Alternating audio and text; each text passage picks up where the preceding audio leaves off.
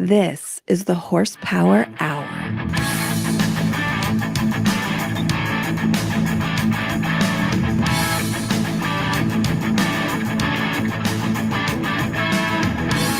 Yes, hello and welcome once again to the Horsepower Hour, the only podcast with a salvage title. I am, as always, your host, Andy. Joining me, as always, is the beautiful and struggling with alopecia, apparently, Coy Sinclair. How you doing?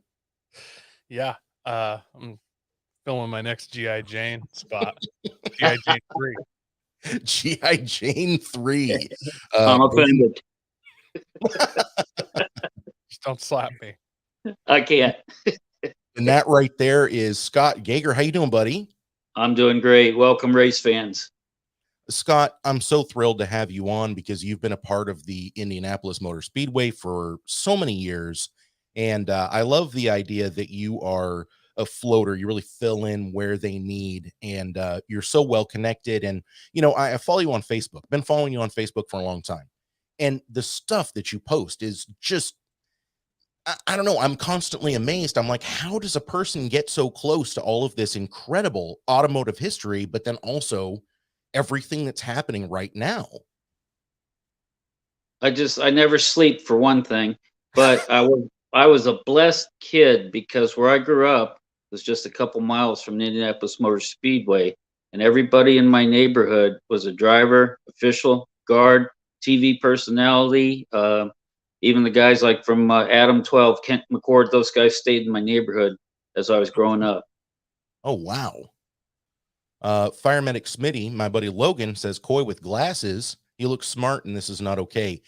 Fun fact, Coy's actually a secret genius. He's one of those idiot savants. And I mean that in a good way, Coy. Thank you. I'm actually glad that Logan is in the chat because he went and did safety for a practice race going on at the NOLA Motor Speedway, I believe it's called. And he was talking to one of the other officials there, and they said the INDYCAR had actually run there in 2016, and they had some trouble with their track, some, you know, the ground getting uneven, your typical living below sea level stuff. But they're kind of making a push to get Indy back there. And I told him it's ironic that he was at that track that's trying to revamp and ask Indy to come back, and we were having you on tonight, Scott. Awesome. Yeah, absolutely awesome. It's serendipity somehow, you know. Well, the rumor I heard just a week ago that they're really pushing to bring Milwaukee back also. Oh, really? Yes. Now, how many races do the Indy cars run in a season? Isn't it 15? You know what? I believe it is, but I can't even think about that right at the moment, to be honest with you. But I think it's about that. Yeah.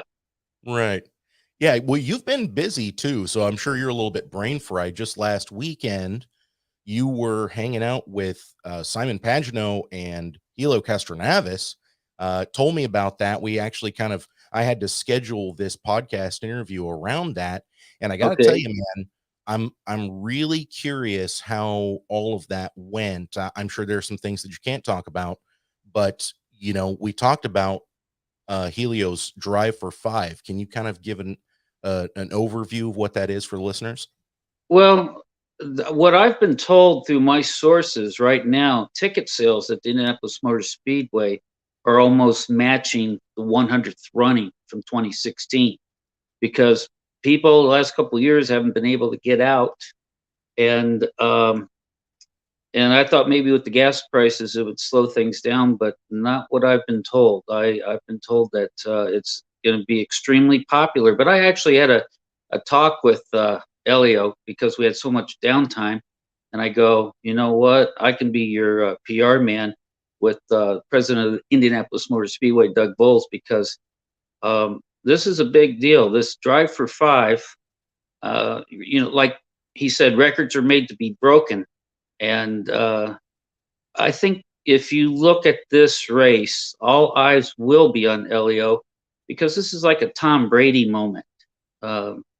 If it can be done, it will really be big time. But when we ran the race last year, I told Mike Shank, after that race, because I spoke to a lot of people and a lot of the fans.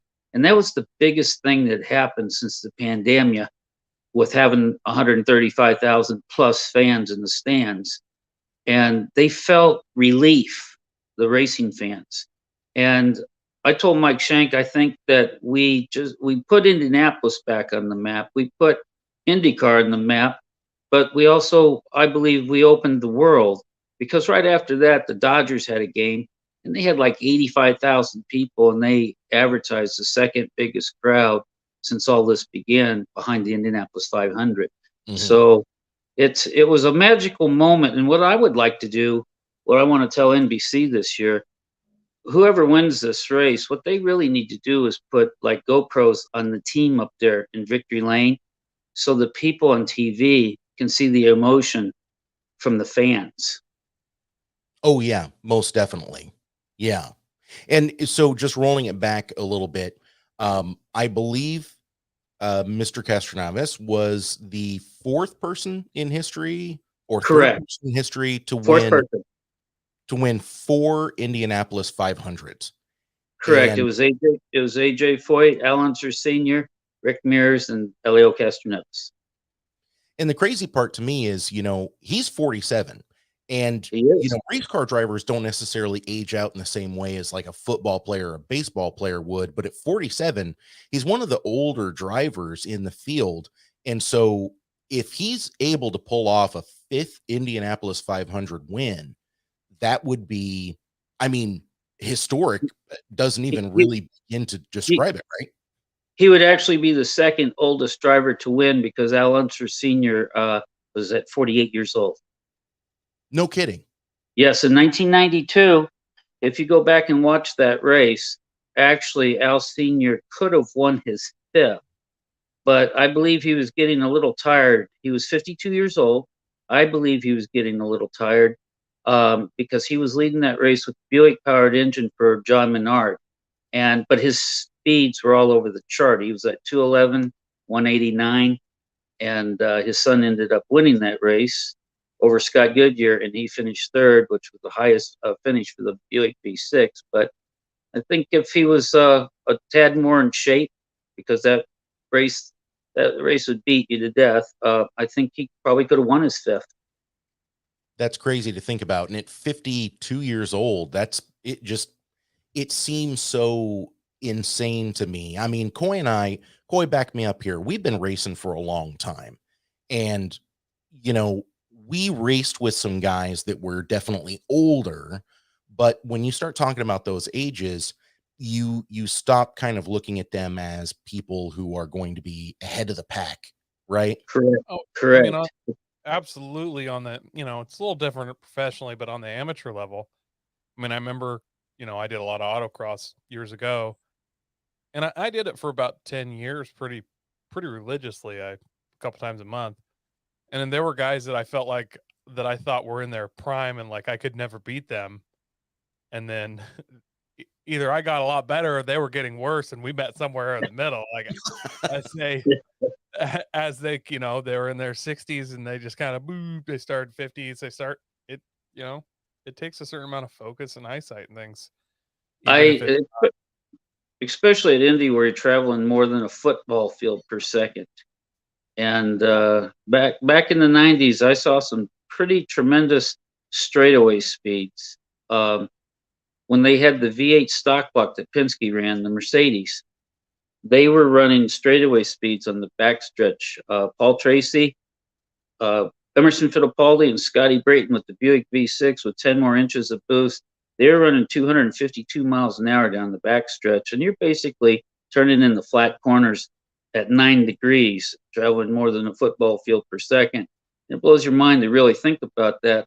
I always use this when we were supposed to run our test, and we had downtime. I'd run out and talk to the fans that were doing the Kiss the Bricks tour. And I said, think about this, guys. You put a hot dog in the microwave for your kid, and roughly it's 45 seconds to cook your hot dog. Ari Leyendijk turned a lap at Indy at almost 240 miles an hour. It's 239.60, and that was about 37 seconds faster than you cook a hot dog in the microwave. and you had to turn. That's crazy. That's crazy. I mean, just the mental fortitude, not even, I mean, the physical, sure, of course, but the mental fortitude it takes to have that kind of focus for so long.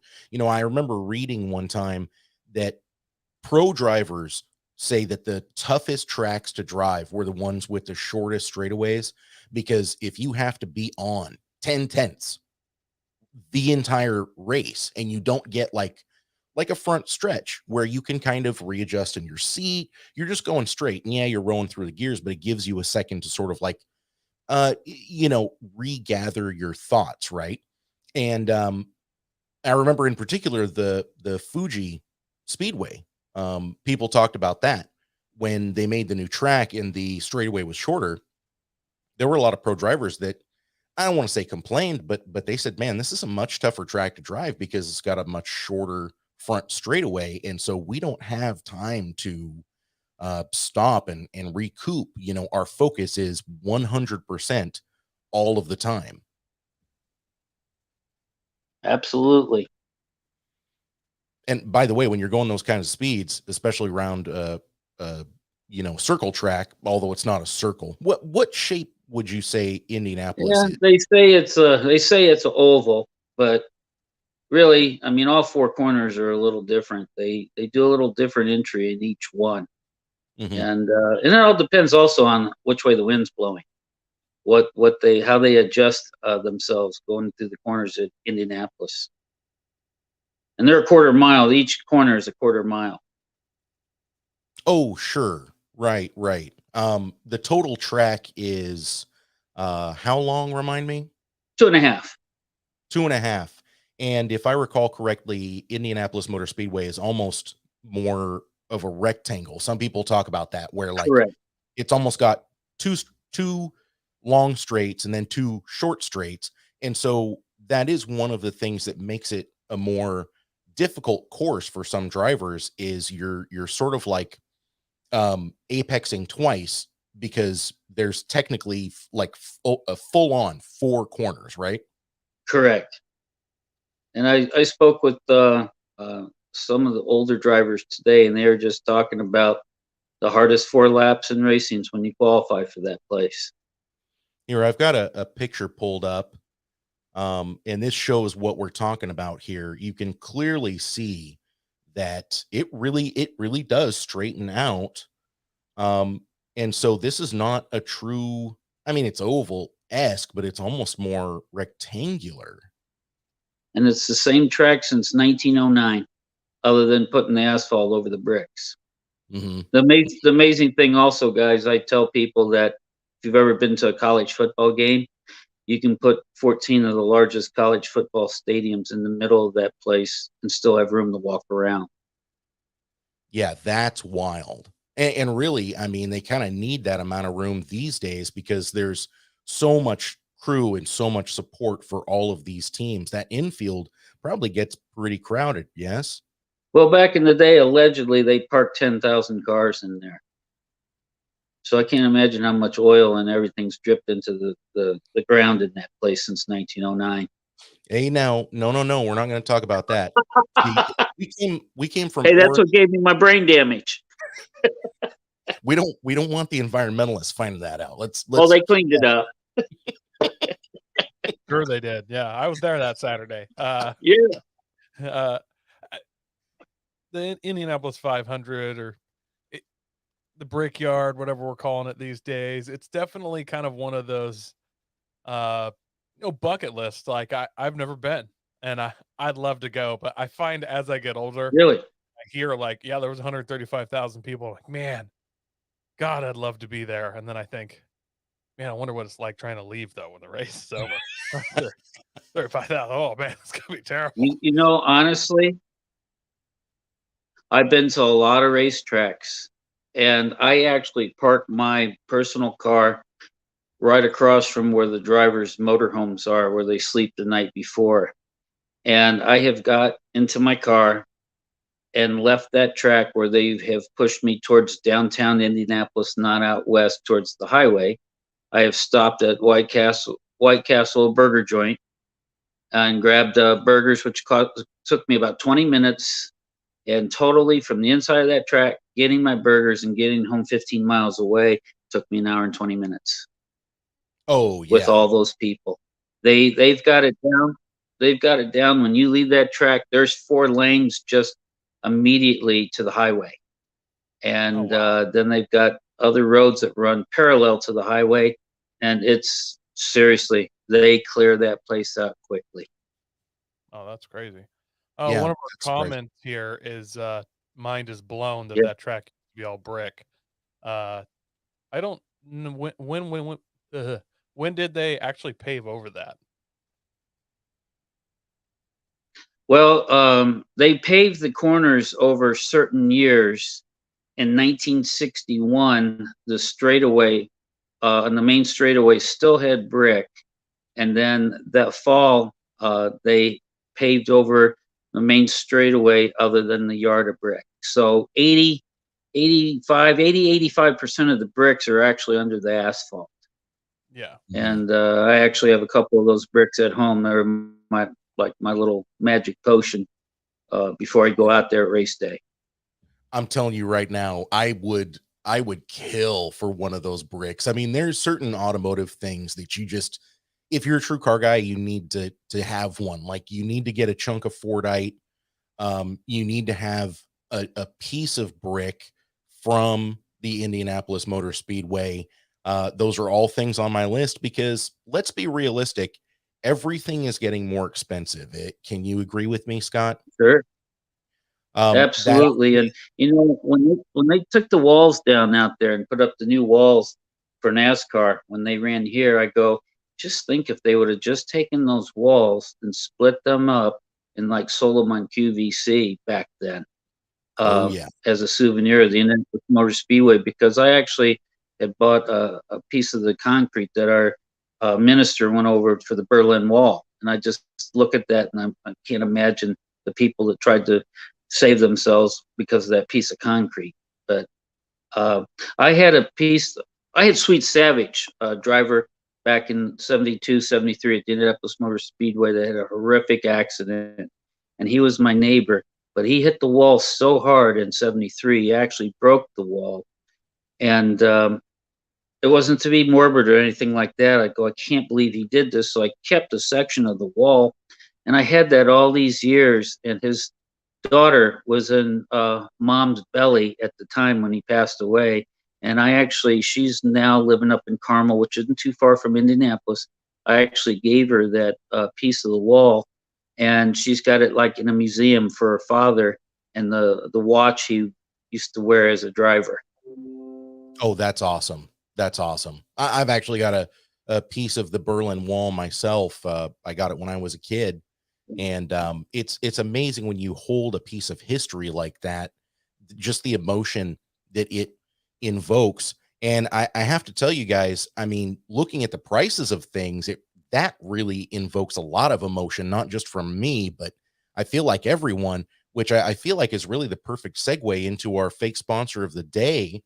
Let's go ahead and get that. Let's cut the crap, kids.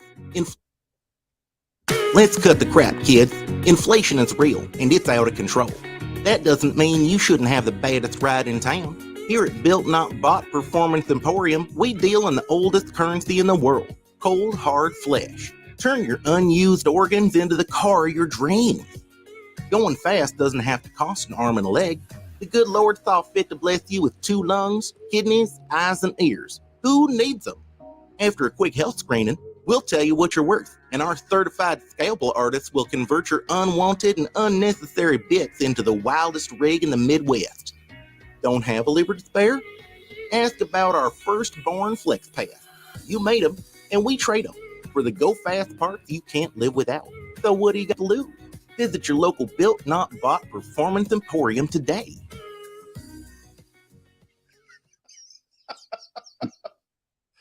You made them, we trade them. I feel like that's just right on. There aren't words. Because it feels like every time you go to the gas pump right now, it's one price after another, you know. And we do want to thank our sponsors over at Built Not Bought Performance Emporium. Coy. Absolutely. This, you know, a segue into some thought I had because I think I sent you this. I was reading a meme thing today, and a dude was like trying to say that the I would say derogatory, perhaps even racist term, your car's ricey or you're a ricer. He was trying to say that rice stood for race inspired cosmetic, uh, something. Yeah, race inspired cosmetic, so item engineering or something. And I'm like, no, it was just they're Japanese cars. They call them ricers. Rice rockets were the bikes. And then when the cars came, it was rice. And like, there's a whole bunch of people that were like, yeah, no, that's rice is an acronym. I'm like, I was there. I promise you it was not an acronym. Like I was there when the laws were made. Yeah, no, I have to bring this up. I have to bring this up since you guys are talking about fuel and so forth. Back in 1983, Honda did a commercial at the Indianapolis Motor Speedway with a car called the Honda Civic FE. And their advertisement was they showed it going around the racetrack. You could drive all 500 miles and your way home in Indiana on one tank of gas. And at that time, my parents lived in Texas. I had the identical car, drove as fast as I could to Texas. It'd go 84 miles an hour top speed, and nobody was interested in it. Yeah. Well, and that was there's movies and there's songs that you can still listen to today, and there are references to cheap stuff being built in Japan. And it's just amazing to me how the wind changes. You know, we talk sometimes about like Korean cars. My wife has a Hyundai Elantra. That's one of the nicest cars we've ever owned. It rides great. It gets 40 miles to the gallon. It's quiet. It's got all the bells and whistles. Now, longevity, you know, I don't know. Just I'll be completely frank there. But as for right now, it seems like an absolute bargain. We replaced her car after being hit by a drunk driver. We got that one in what was that, 2020, Coy? Yeah, it was January of 2020. And it was a 2020 car. And I believe we paid 22,000 for it, something like that. And again, all the bells and whistles. Sure. And it's amazing to me.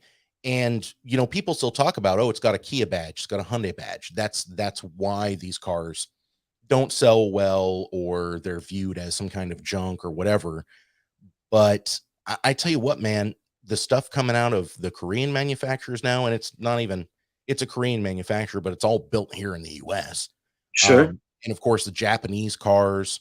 What's a new Camry coming in at right now? 40, 42, 45. I mean, you can, of course, option them up. The Land Cruiser, Coy, wasn't that like 65? Oh, more. Way more, huh? Yeah, way more, a lot more. Especially if you had the Lexus version. I mean, yeah, they get up 80s, 90s probably. It's amazing what happens over the course of a very short period of time, because you're talking about the Honda Civic in 83 and nobody wanted it.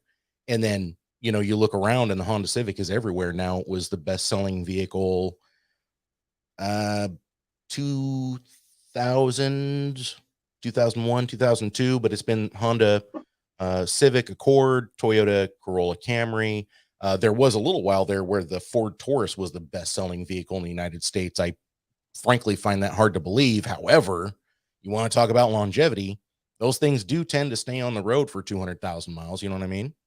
Sure. Hey, here in Indianapolis, there was many dealers that used to advertise 200,000 mile powertrain warranties on the Kias or Hyundais.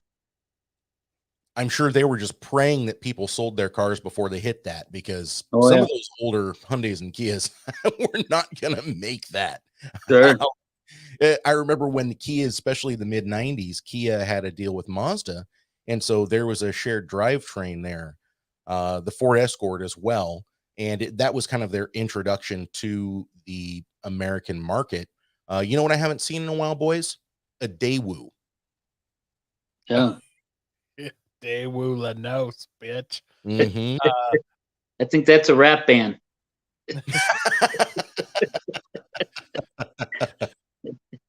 Oh, there's an old Seth Rogen movie where dude slams into some guy with a Daewoo Lanos and jumps out. It's like, you just got killed by a Daewoo Lanos, bitch.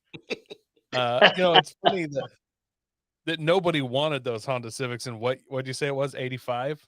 83. 83? Because I'm almost certain that from like 93 to 2000 or 1999, Civics were the most stolen car in America. Right. Amazing. Now, was that because they were popular, or is that because they used like 4 different cuts of key, and if you had a key that was worn out enough, it'd start any of them? I think it's an algorithm that meets in the middle of ease to steal and ease to part, so it could be both.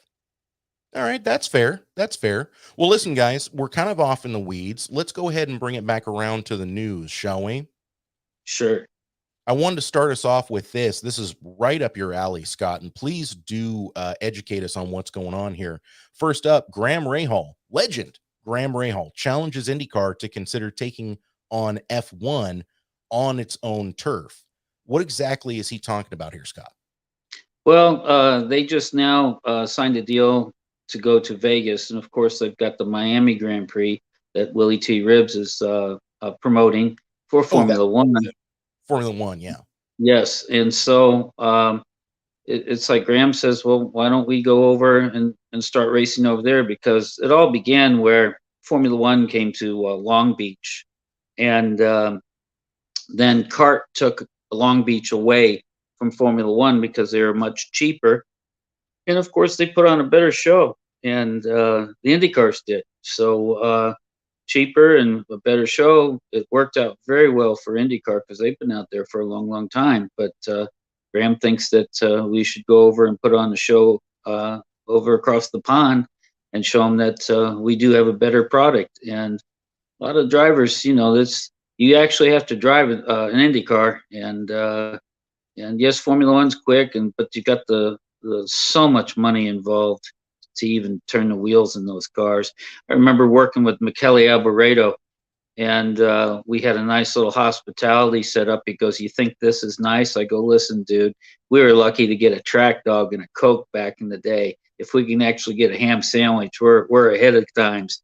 And he was telling me that they had 2 full-time workers alone just to do flowers every day in their hospitality. So it's apples and oranges, but the INDYCARs have really been putting on good shows on the road courses, and their popularity is coming back from since the split time, and it's you never know who can win right now in INDYCAR.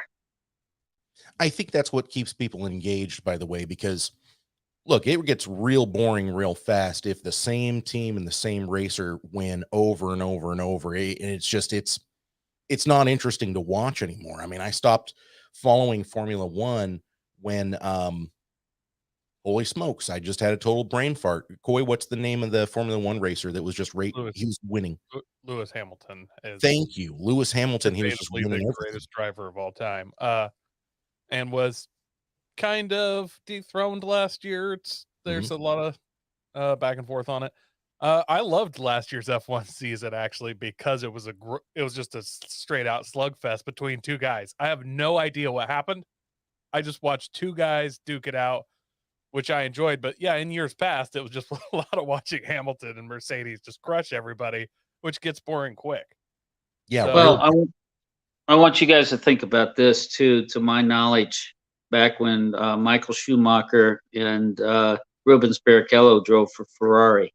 Now, you're talking 2 cars, and to my knowledge, what I was told, per year, Marlboro's sponsorship for those 2 cars was $777 million. And that's just that sponsor. And so just imagine what you could do with that money to compete against the other guys and the dominance. And just like when Mikey came back and he was in the Mercedes, he wasn't Michael Schumacher in the Ferrari. And there's just so much difference when it comes to money. But I have to tell you one thing, the heart and soul of the Meyer Shank team last year, winning the Indy 500. That car, actually, only 2 guys worked on it during the winter 2000 into 2020, 2021. And the guys that went over the wall were from Michael Shank's sports car team that fueled it and changed the tires. We basically, I don't know, had 24 guys basically on that team. When you have a Roger Penske team back in their shop, have about 500 people. And my chief mechanic, Matt Swan, he had been on 4 winning teams at Indy, and he goes, "You've been around here so long, I need you to talk to people and get into their heads what to expect." So everybody was so focused, and everybody, I mean, great guys, just absolutely great guys, and they wanted to win. I said, anyone can win this, we can win this. And that was a storybook win, basically, when it came right down to it, because you were competing against a lot of heavy hitters, and Helio wasn't running the full season, and it turned everything around. But this year, we're looking at it where we haven't won, and we haven't done anything. This is all a new year, and we got to be hungrier than we were last year, but everything has to be perfect also. Right. And you're right. This is a whole new year, whole new season. And it's kind of shocking how often a shakeup happens at the start of a new year. Yes, it is. And with the different drivers that move around on different teams, there's a lot of talent there. And a lot of the car owners notice the talent, like the guys that drive for Dale Coyne. Dale doesn't have the money like the larger teams, and it seems like if he has a driver, they move on and just happen to really shine after leaving a team like that.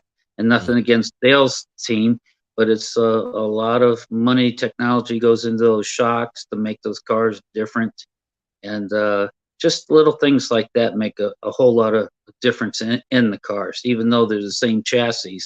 The engines are different, the Chevy and the Honda, but a lot of detail goes into everything.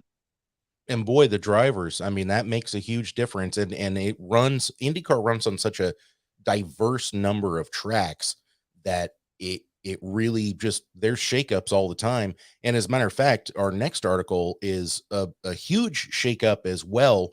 Ryan Tuerck, who is running a Toyota Corolla GR, which we now know is coming to the United States. He, of course, got a body in white, and they started working on it instantly. Now, this is a drift car. We're talking about Formula Drift. Here a week ago, they had the Formula Drift in Long Beach, speaking of Long Beach, and Ryan Tuerck absolutely swept, absolutely crushed. He dominated qualifying. He dominated the event, and it really proved that they have got something good from this Toyota-backed Rain-X Corolla GR. Did you catch any of this, Scott? Do you follow drifting at all? Oh, I follow it, but I have not seen that one. No, I have not. It's I such love all kinds of motorsports. Oh, brother, you're speaking my language. As a matter of fact, we're going to have you back on because you brought up Penske Racing, one of the most notorious cheaters in motorsports, creative cheaters. So we're going to have you back on to talk about some of that stuff. It's one of Coy and I's favorite topics. But hey, this Rain-X Corolla car, it's got the Toyota 2AR FE engine in it. I believe it has the 1AR block, so it's a 2.7 liter 4-cylinder with a monster turbo, obviously, and a 200 shot of nitrous, making 1,000 horsepower. Now, Coy, you remember not too many years ago, 1,000 horsepower drift car was running a Coyote Mustang motor, an LS that was boosted beyond recognition. What was Ryan Tuerck driving before this? A Toyota 86 with a Ferrari engine in it, right? Yeah. I remember, what was it? There was a Toyota Soar or something that came over, I don't know, 10 years ago. Don't remember the driver, Japanese guy, came over from Japan, but had like 1,200 horsepower 2J in it. And there was a lot of people kind of bemoaning, oh, he has so much more power and blah blah. But dude, thousand horsepower is the price to pay, price to play in drift right now. I have to It's say though, this Corolla, I absolutely completely love the livery of this Rain X. I don't know if it does remind me of like the old Penske Skyline Mhm. look. I don't know what it is about it. As soon as I saw that, I was like, man, I love the way that car looks. It's simple. Feel like the last few years we've always seen splashes on the vinyl and weird stuff. Mhm. It's simple, two colors pretty much, and it just looks killer. Mhm. Yeah. I'm a little surprised at how well the car did considering, and maybe I'm wrong, so you guys fill in for me, but it looks like such a small car, and I would expect something with the shorter wheelbase to be more difficult to handle, especially in professional drifting, no? I I agree with that. Toyota gave them this I GR would and I then would assume that they pretty well, yeah. I-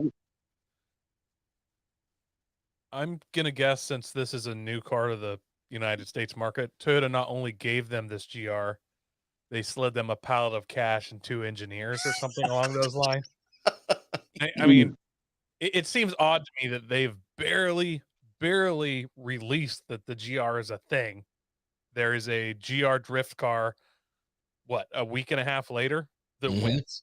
Like, it just that fast? That was an accident. Like, Toyota, and we just talked about this, like, what market is Toyota gonna push this car at? They're making some moves. So, it Mhm. yeah, they're I was gonna told that Toyota down there in the NASCAR land, Toyota down in NASCAR land, what I was told from the insiders, it's like NASA. Mhm. yeah, Yeah. Like all the absolutely. engineers and so forth. I, for one, am here for it. I want to see more major manufacturers being in on some serious racing stuff. You know, the economic crisis, the coronavirus, just a general lack of interest from people saw a lot of manufacturers making their way out. You know, NASCAR has a real problem with sponsorship right now. And it always kind of amazes me, but you're also kind of seeing that's the way the wind blows, and you know, things rise and things fall. Look at Stage Rally, for example. It really had its heyday in the mid 80s, and then it had this recession in the mid 90s, and right now it feels like it's in a little bit of a lull, but it actually kind of feels like it might be on the way back up, you know. And I love to see this kind of manufacturer backing in racing, because I do personally think that it gives us a better product on the road personally. I mean, look at the engine in this thing, guys. The 2AR comes in everything. The RAV4, the Venza, the Camry, one of the Scions. I think the last generation of the Scion TC had this motor. They're everywhere. And I'm not saying that this one's not heavily massaged. Obviously it is. But it makes things feel a little bit more tangible, if you know what I mean. Yes, I the products that they're coming out with is just amazing anymore. I I agree with you, Andy, but I will give it the caveat of, while I like to see the manufacturers backing a lot of these smaller sports, like at least you and me, I don't know about you, Scott, how long you followed drifting, but I mean, when this series started, it was basically just grassroots guys with cars built in garages getting trailered there on open decks behind picket. Like, it was very amateury, and it got better and better. And then they got, Falcon Tire and people start sponsoring stuff. It's at the point now, there's no grassroots, even a little bit left around this sport. You almost have to have a massive sponsor to compete. Like, 1,000 horsepower, should say 1,000, 800 horsepower is probably the minimum to compete right now. Mhm. Like, Wow. it's insane. And I mean, it doesn't it seems like, yeah, there's not 500 laps, but how many tires do these guys go through in a weekend? They're Mm. literally, they're ice skating while destroying tires. So it's insane to think how much money is going into this, which makes me always wish at some point when this sport was evolving, I wish it like they would have said like, look, 500 horsepower, that's where we're cutting it off. You know what I mean? Because it just That I kind of, do. I mean, I'm always a big fan of the unlimited open classes. I mean, Group B rally, baby. I don't care how many people die. Just keep sending it. Like that's on the drivers. Like they don't have to take that. And if somebody's going to quad supercharge that thing and they're willing to drive it, it's on them.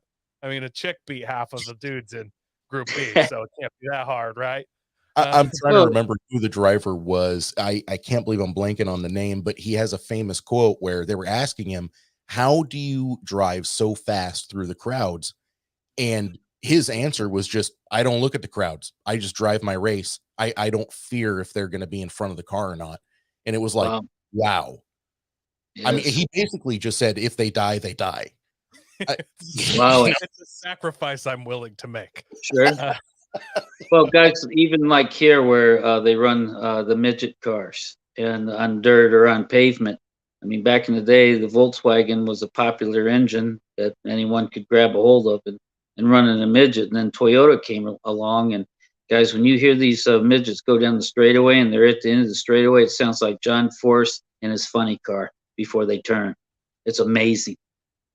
Yeah. And I believe those engines are like 55 grand, and I think the winner probably gets about 4,500, something like that. Yeah, that's Yep. I love, and I don't know if you follow any of the off-road motorsports, but I mean the Everyman's Challenge at King of the Hammers this year was clean sweep from Ford. I mean, and I know that maybe that class was intended for manufacturers to put their chassis out there, but it still bugs me. It's like the name is Everyman's Challenge, like it's for every man, not Ford. Sure. It's that does bug me a little bit, and I'd love to see them. Some of these classes that got, or I shouldn't say classes, but these sports that get popular, I wish somebody had the foresight to stop the evolution of these vehicles at a point where maybe, I'm not saying a normal guy, but a committed guy could still go and compete 2 weekends a year in this, knowing he's not going to win, but he could still build a 500 horsepower drift car and try and get top 16 and get out there with a pro. Like, I'd love to see that. So how do you guys reconcile, the TX2K? Coy, I think you do. Scott, have you ever heard of the TX2K? It's a giant street race event, basically. Correct. The guys there, I mean, 1,000 horsepower doesn't even cut it these days. There are dudes showing up with 2,000 horsepower drag cars, and they're street racing in Texas. And it's remained virtually unchanged since it was introduced. But again, the horsepower numbers are out of bounds, and there's no manufacturers. This is illegal street racing. There's no manufacturer backing. There's no real, sponsorship. I guess we could get into a fuzzy gray area. I mean, I'm sure a lot of the people that are racing there, they have different ways of making their money, YouTube or a shop they own or whatever. But how do you reconcile that? Because the same thing that's happened in drifting has happened to this famous street racing event, the TX2K, where the barrier to entry is 1,200 horsepower. This is just me, because like back in the day, back in the 70s in INDYCAR racing, they had the 161 cubic inch office, and they unlimited boost basically. They had 1,200 horsepower back then. But the wings got big, the tires got big, and this is just me. I always said you want to put the driver in the seat and have them actually drive a vehicle, no matter what it is. Cut the width of the tire. Mm-hmm. Yeah, that's your limiting factor. So it doesn't matter how much horsepower you've got. If you don't got the rubber underneath to control it, then it's that is correct. Mm-hmm. That is correct. Just like basically you're flat out going around Indy, and back in the day, you physically had to manhandle those cars going around the corners here, and it was from the driver's seat. And now a lot of it's so much as aero work and so forth. I mean, to watch a car go through turn one basically flat is just amazing at the speedway. But that's what I always said, that you want to put the driver back in the seat in any kind of racing, cut the width of those tires, that contact patch, and see who the real person is driving behind that wheel. I agree completely with that. You know, less tire is less, you know, you have to have more personal control because the car is less controlled. And that's also, once again, Andy, when you start seeing those weird cheats, you know, that's how fan cars get invented. That's how sick and tired F1 cars cover out. Like, you know, stuff like that. So I do agree. It makes it more fun. It makes it more challenging, and it makes shit get weird sometimes. And I love it when it gets weird. So, well, boys, things are going to start getting real weird because we're moving on to our next topic, and it is the Koenigsegg Gemera, which I have to be honest with you, I haven't looked up what Gemera stands for, but this thing is going to be making 1,700 horsepower. Now, the caveat is only a certain amount of that horsepower is going to be coming from the motor, but the motor is a real strange unit, boys. It's a 2-liter twin turbocharged 3-cylinder. Wow. And I have a sound bite pulled up. Let's just quickly hear what this thing sounds like, shall we? Experience.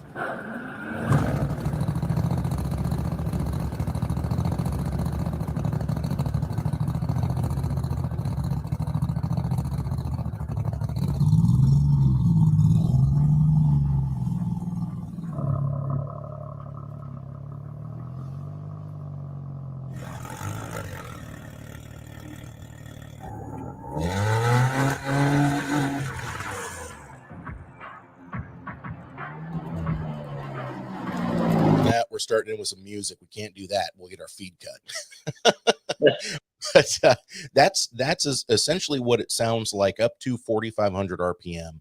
They're doing a little bit of highlight, but this is still a prototype, so they're not revving the motor out. Theoretically, once it's all finished, it's going to go up to 9,000 RPM, and I think that it's going to sound like the most pissed off smart car you've ever heard. I like the idea of a 9,000 RPM 3-cylinder 1,200 horsepower motor. I'm not impressed with the idle noise that we just heard. It sounded like some Mogas Cessna getting fired up out of the hangar. Like, that's a good answer. I feel like that's half of an exotic car is when you fire it up. You're like, oh, what's going on with this motor? It sounds so unique. That I've heard John Deere Gators that sound like that when you broke the exhaust. Like, that wasn't impressive. It was weird. He kind of got on a little bit, and it was interesting, but that's not an exotic car noise. That's something else. So hopefully above 4,500 RPM, it starts singing a little, a better song. I'm hoping so too, because right now they're saying that this motor is going to make 600 horsepower and 443 pound-feet of torque. Oh. Now, I don't want us to get into a situation though where you buy this and people go, "What's in it?" You go, "Oh, it's a 2-liter 3-cylinder, but it makes 600 horsepower." It's always, if you're buying a hypercar and you have to explain to people what it is, it takes you down a notch, doesn't it, Scott? Absolutely. I have a question for you guys, and I don't know how much you followed this, but they're shoving the electric cars up our behind, so to speak, here in lovely America. But this summer, on certain tracks here in the U.S., they're going to start testing the new cars for the Le Mans, and they're hydrogen powered. And all the manufacturers across are going to be running hydrogen. There's plenty of it, but I'm still confused that them running these cars, these engines, when they're just shoving the electric to us here in the United States. And they got to be spending a ton of money on what they're doing for this test this summer. I'm going to jump in and throw my answer on that. And this is all conjecture and opinion.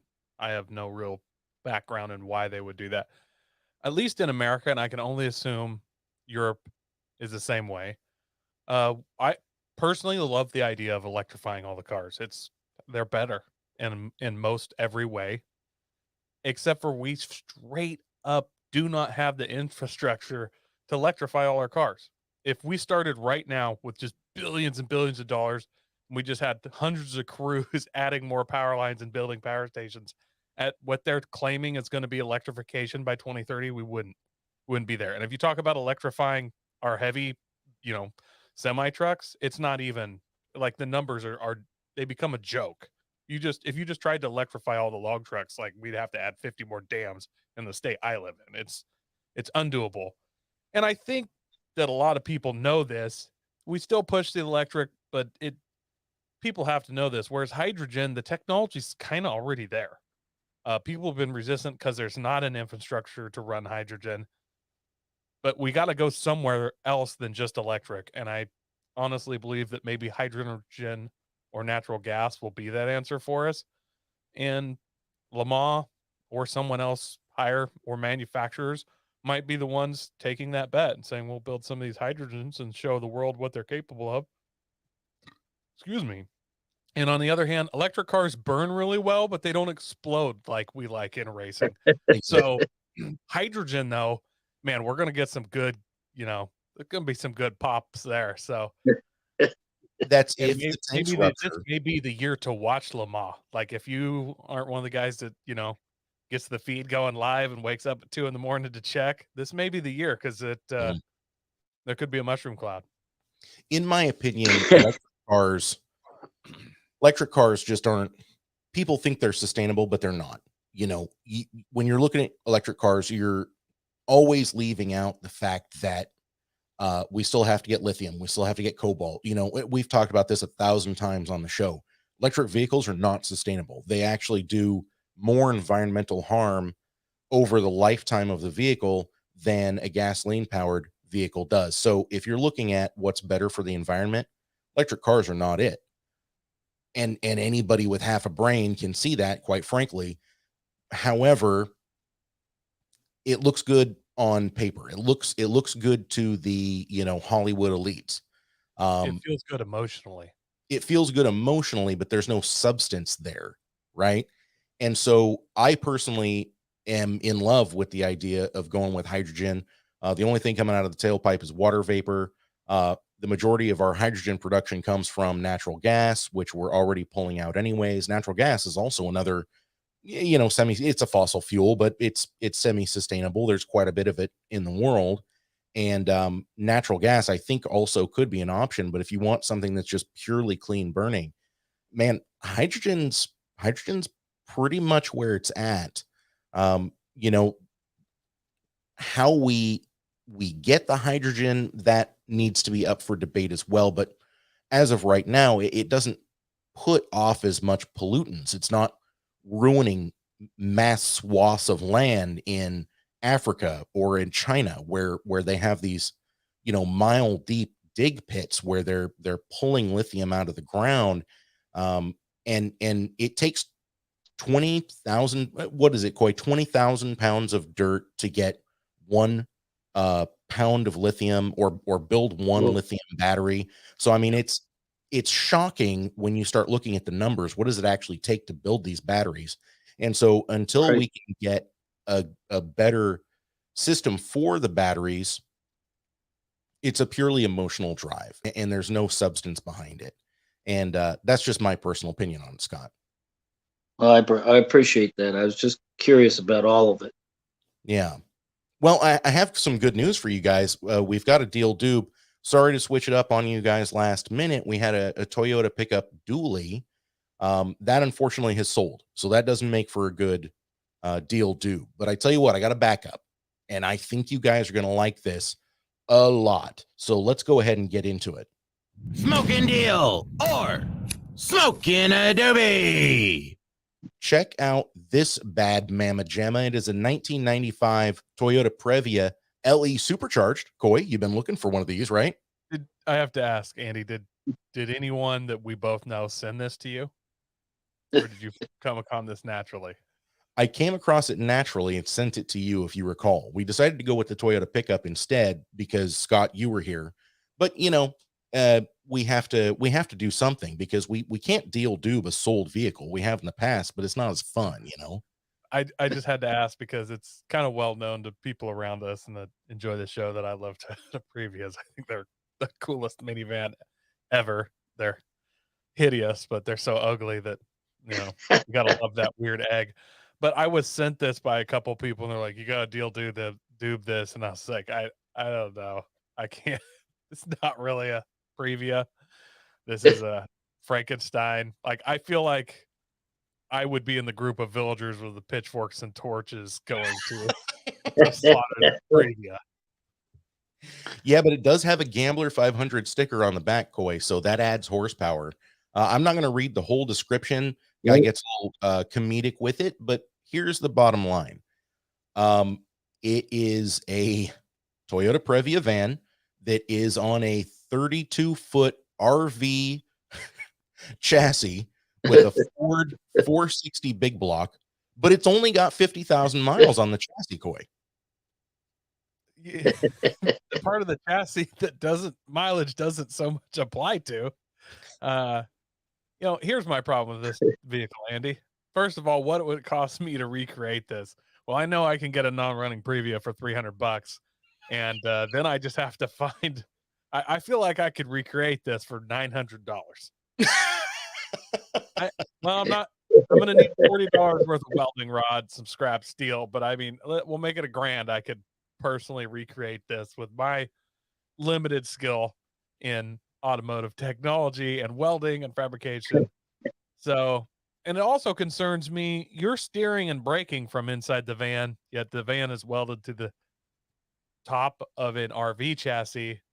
So I'm not exactly sure how the steering column works on this. I mean, the brake lines and things a little easier to deal with, but this thing is straight scary to me. Straight up scary. Yeah. Well, yeah. I can throw out there. I could throw out there to you, scary. I actually an encounter I had with one of those Previa vans was the lady came. She came hysterically, pulled up beside me as I'm walking, said, "That man over there stole my purse. Can you help me?" And 2 seconds later, the throttle was down, and she was driving through someone's backyard trying to mow over this guy with their van. Honest to goodness truth. I'm like, I'm not helping that lady. She'll kill me. Yeah, I'm sorry you lost your purse, but I don't want a murder charge hung on me or an accomplice. Yeah. Yeah. Yeah, that's Yeah, let's not turn this burglary into a murder, shall we? Yes. I'm going to tell you guys right now, I mean, that interior looks pretty good. Not bad. The hood doesn't match. It's a different color than the rest of the body, but I suppose that doesn't matter too much because the engine is completely outside of where the hood would be. And obviously Previas were a mid-engine vehicle. And this is definitely not a mid-engine vehicle anymore. That would have been a hot high school car for the prom. Yes, it would have. Bad for that. Go through the interior again. I want to see those pictures again. So we got some tearing on the driver's seat, but man, look at those captain's chairs in the third. If those are swivel captains, those are worth a couple $100 right there. I don't. For those who are actually interested in Previas, they actually made swivel captain chairs for the center row. So in case you decided you didn't want to look forward, you could spin around and talk to the people in the back seats. Pretty cool, in my opinion. We need more swivel captain chairs in our vehicles. I could not agree more. What is the asking price for this, Andy? That's where the money meets the road. Well, again, it does have a Gambler 500 sticker in the back, which of course is the sign of class and quality and longevity, since we've been speaking about longevity and water damage and water damage and going places where this really shouldn't be going. Although, I mean, this is a pretty heavy duty chassis, so I don't know. So they're asking $3,000 for this Koi. So first, I always do the what could I recreate this for? And I still say I could recreate this for $963. And I may do it better. I don't know. That being said, then the other option is, what do we think this will go for? Oh yes, Scott. Sorry, we didn't fill you in on this earlier. What would you pay for this? And the answer can't be zero. I mean, you have to have bottom dollar, okay? Like an Earl Scheib paint job, $59.95. Yeah. Yes, exactly. This is sitting in your neighbor's yard for free, and you walk over and he offers you a beer. What price would it have to be for you? Like, look, neighbor, take the for sale down, I'll take it. And so Coy, you had started already. So what's your buy it now price on this thing? So I mean, even though the thing is scary as all get out, I feel like I could create it for $900. I feel like if my neighbor said, look, you just get this out of my yard, it runs. What do you give me? I'd pull out $300 just for the novelty of it. I spent $300 on worse, dumber things. And I would drive around, I'd get an Uga horn or something, you know. I'd get a cooler beer and drive over to every friend I know and laugh it up and probably end up getting it stuck in a field somewhere and abandoning it. So I'm going to say $300 is my price. What I see this monstrosity selling for, we're in a gambler culture. You know, everybody wants to do the Gambler 500s. They're across the nation. I bet he gets $1,200 for this. He ain't getting no $3,000. He get $1,200. Someone will give him that. I think you're right. Scott, where do you land on this? $59.95. I like Fire Medic Spitty in the comments. I'll buy this thing for a 6-pack that they give me.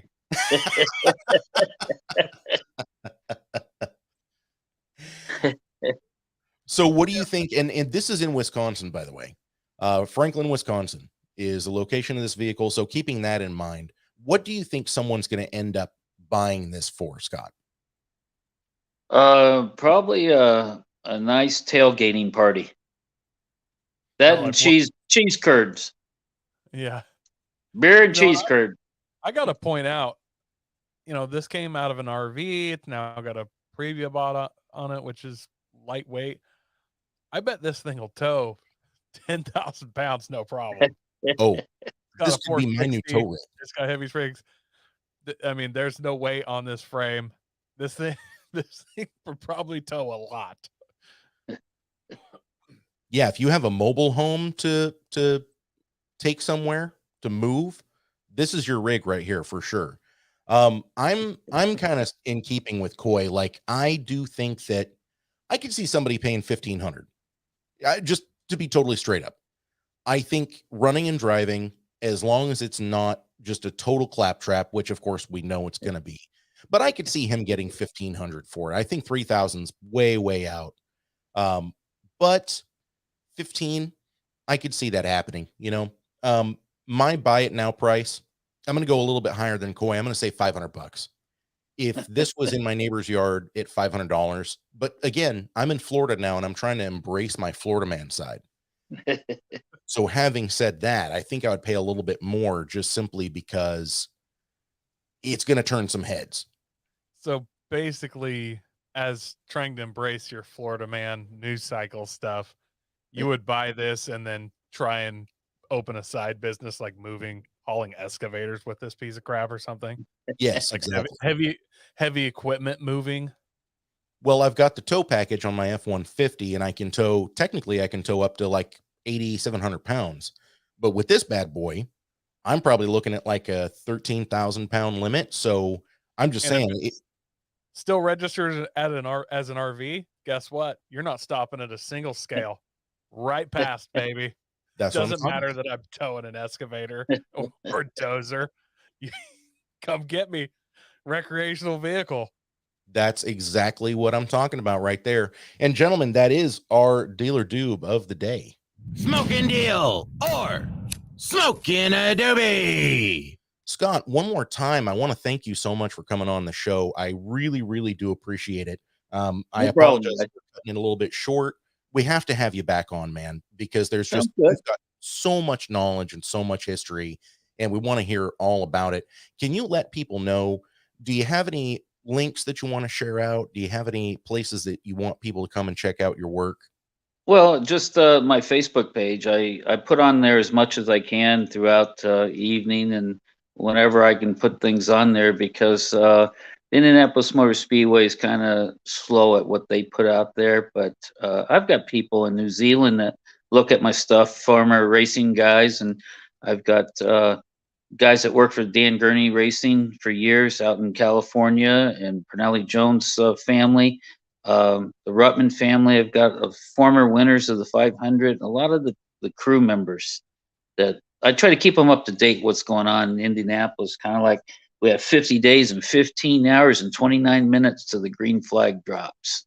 So I've got a clock right in front of me to remind me. And so, like I said, you guys should come to the 500 sometime because there isn't anything like it. I've been to a lot of racetracks, Watkins Glen, Elkhart Lake, Long Beach, wherever, but there's nothing like Indy. And just there's a different feeling, completely different feeling to be at this race. I heard it. Coy, what do you think? Are we down? Yeah, like I said, I've wanted to go for years. It's just, making it happen. So one of these days, though, I'm for sure going to make the journey, the trek, the quest. Oh, yes. Quest. And one thing I always advertise also when I do tours out the Speedway and talk to people, that there's like 1.3 miles of viewing mounds that you could sit comfortably if you had a younger family. And I always use this during spring break. If you literally took 2,022 kids, I use it for the year, to the movie during spring break, it's roughly $33,000. If you took the same 2,022 kids to the Indianapolis 500, a mom or dad or a guardian bought a general admission ticket to sit on those mounds ahead of time, it's $40 for the adult.